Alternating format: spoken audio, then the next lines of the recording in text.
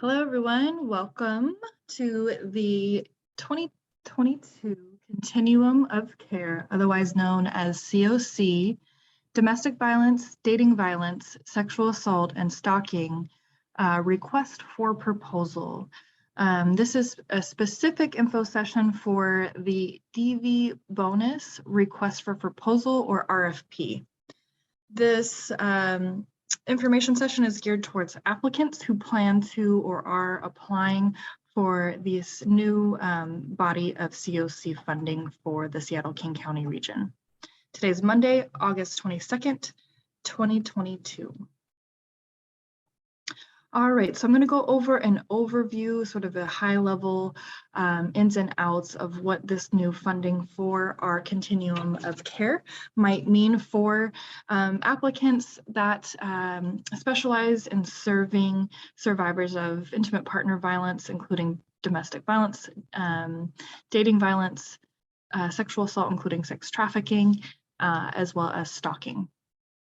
So this year, HUD has planned to award what we're calling DV bonus funding in 2022 for contracts that will start in the winter of 2023.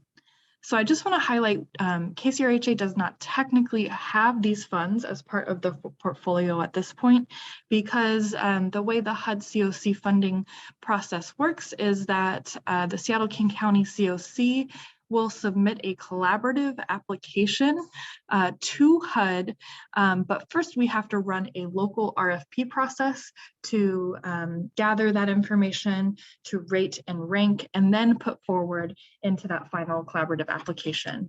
So this RFP that we are going over today is part of that local process that will then be put forth to HUD for the RFP applications which score the highest.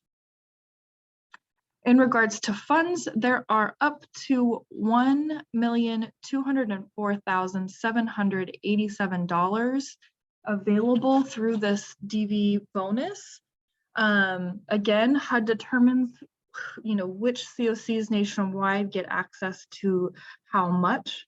That amount is set by HUD. We have no control over that, and it's an up to amount. So it's possible we could get awarded less depending on the merits of our collaborative application ranking compared to the national competition. I want to highlight, because it is kind of, these funds are a little bit different in that there is a very strict match requirement. So organizations applying for these funds will have to identify a 25% match source of your overall budget ask. And that match cannot be CoC nor federal funding sources. They must be either private through your philanthropic efforts or fundraising efforts, local through your city, but cannot be passed through federal funds, and the same as far as county and state. Same thing, as long as they are localized and not through the feds, then you should be able to use that as your match. You may also consider using in-kind match for all or a portion of that. Just make sure that you have a mechanism built in to help to monitor that on a monthly basis and quantify that for your matching reporting requirements. So these funds are intended to be DV related, intimate partner violence related, for new projects or the expansion of existing rapid rehousing projects that are specific to providers that serve survivors of intimate partner domestic violence, sexual assault, including sex trafficking or commercial exploitation, dating violence and stalking. If you're an organization that does those things and does those things well, we strongly encourage you to apply to this DV bonus funding. There is a ceiling on awards and a floor. So Florida is the lowest amount at $50,000. And then there is opportunity if you do feel you have a very robust project that would require the full amount possible. That would be the ceiling for this funding opportunity. So I'm going to talk about some of the program priorities. Again, just centering the fact that these funds are really specific to DVS providers doing rapid rehousing services and housing models. Those that will rate and rank amongst the highest are going to be providers with the ability to demonstrate experience in meeting safe, permanent housing outcomes that are centered in a confidential, survivor-centered, trauma-informed, housing-first approach. So those are priorities that are both important to HUD and also the King County Regional Homelessness Authority.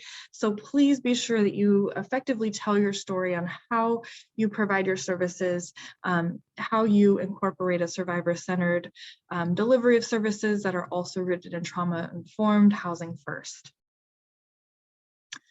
Applicants will also score high if you demonstrate an interest and ability to collaborate and coordinate with multiple systems and service organizations. So for example, if you are have a good track record of linking survivors to employment services, for example, or education services, TANF, Medicaid, Medicare, all of those different benefits and different systems will help to increase your points and make your application more competitive if you could tell that story of how you link folks to different systems. Another area that we're looking to fund is how your organization can demonstrate how you currently or how you plan to involve survivors in the policy and program development throughout your project's operation. So that could look like having survivors serve on your board, within your staff, being a completely 100% survivor-led organization, all different sort of makeups. Just let us know how you do that or how you plan to do that. And last but not least, if your organization has a priority to advance equity for Black, Indigenous, and other people of color, as well as individuals identifying as LGBTQ+, or communities that are living with disabilities, please be sure to highlight how you do those things and how effective you've been at doing those things. These are all sort of hints and tricks that will help you compete most competitively on this year's DV bonus funding RFP. Some program requirements related to this body of funds is to provide permanent housing rapid rehousing, or PH-RRH. That is HUD terminology that we're trying to get our communities used to. That's just another way of saying rapid rehousing. And these funds will particularly pay for operating and support services for your rapid rehousing projects. Another carve out for this potential body of funds is a smaller investment in the DV Coordinated Housing Access Point, otherwise known as DV CHAP. And this is our local CoC's work towards improving coordinated entry for survivors of domestic violence and sexual assault. Funds may be set aside through a competitive application with our current provider, which is the Coalition Ending Gender-Based Violence, to implement policies, procedures, and practices that equip our CoC's coordinated entry with better able to meet the needs of people experiencing homelessness who are also surviving domestic violence, dating violence, sexual assault, or stalking. Another requirement of these funds is if you are successfully move forward in the competition and awarded funds through the final award process, you will be asked to make sure that you gather and continue to maintain information and data collected through the Homeless Management Information System, otherwise known as HMIS, and also make use of the DV CHAP database as well, including updating beds and things like that. So when it comes to the application process, I want to just again apologize for the extremely rushed process this year. The timeline is largely driven by HUD, and unfortunately we don't have a lot of ability to push back or ask for any kind of extensions that will be a little more reasonable for us as a CoC and community at large. So again, thank you for your grace. Thank you for your interest and participation, regardless of the extremely tight timeline. All applications, the RFP opened on Friday of last week, and all applications are being asked to be submitted through the Smartsheet questionnaire, which is listed online at kcrha.org under the Funding Opportunities tab or under the Continuum of Care tab. Specifically look for the section titled RFP, DV Bonus RFP. Be sure to complete all questions listed in the questionnaire. Submit no later than 11:59 Pacific Standard Time on Wednesday, August 24th. Incomplete or late applications, unfortunately, will not be able to move forward. Again, we have a very, very tight timeline, and community-based rating panel will have to start reviewing applications immediately following the next day. So it's really important that we have those in and completed to the best of your ability in order to be able to be rated. Make sure to complete the budget Excel template as well as the budget narrative that explains each cost that you're allocating in your budget. You do not need to include a narrative on things that you do not plan to request funding for, so just the allocated expenses. If there's any kind of methodologies that you've used, for example, if you're billing for a section of your office space, or you're billing for a number of client assistance needs, rapid rehousing units, things like that, please include a breakdown of your methodology that you use to arrive at the specific budget request amount. The top scoring applicants will be notified and asked to submit their additional supplemental documents to KCRHA following the rating and ranking process. So you may see that there are supplemental documents. A lot of them are required by HUD. So unfortunately, KCRHA also needs to collect them from you to pass to HUD. But fret not, you will not be asked to do that unless your application is ranked high and is determined it will move forward in the competitive process. All right, so what to expect as far as notifications? All applications, as mentioned before, that are complete and submitted on time will be reviewed by a community-based rating panel composed of individuals with lived experience of homelessness and also lived experience of surviving domestic violence or gender-based violence. The rating panel will rate and rank the applications based on the criteria listed in the application. A lot of the criteria was informed by HUD priorities.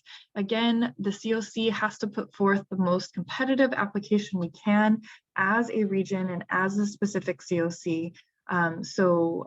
Making sure we align with HUD criteria will allow us to be the most successful. And that's just sort of a lot of what is driving that rating process or that criteria process in particular. Applicants whose applications are not ranked high enough to move forward will be notified in early September at the very latest.